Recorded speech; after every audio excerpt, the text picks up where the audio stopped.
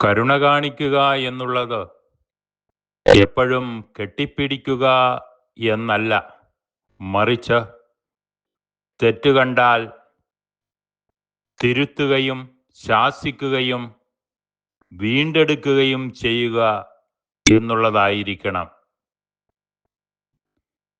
നമ്മൾ ഇന്ന് മരിച്ചുപോയ ആത്മാക്കളുടെ മോക്ഷത്തിനായി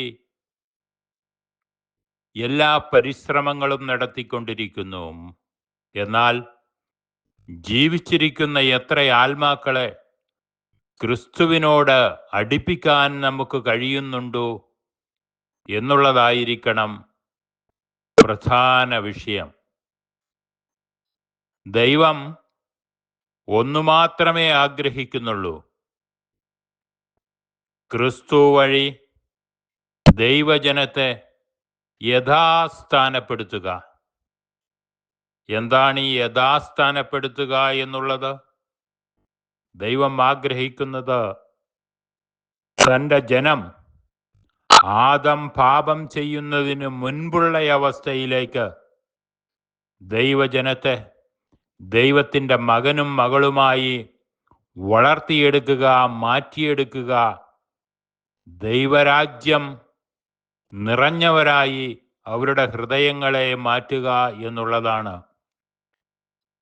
ഈ ഭൂമിയിൽ ജീവിച്ചിരിക്കുന്ന മെത്രാനായാലും വൈദികനായാലും അൽമായനായാലും സഭയുടെ മുഖ്യമായ ഉത്തരവാദിത്വവും കടമയും മനുഷ്യനെ യഥാസ്ഥാനപ്പെടുത്തുക എന്നുള്ളതാണ്. അതിനുള്ള പരിശ്രമങ്ങളാണ് ഈ കാലഘട്ടത്തിന് ആവശ്യം. അതിനുള്ള പരിശ്രമങ്ങളുടെ ഭാഗമാണ് സഭയും കൂദാശകളും എന്ന് നാം വിസ്മരിക്കരുത്. അതുകൊണ്ട്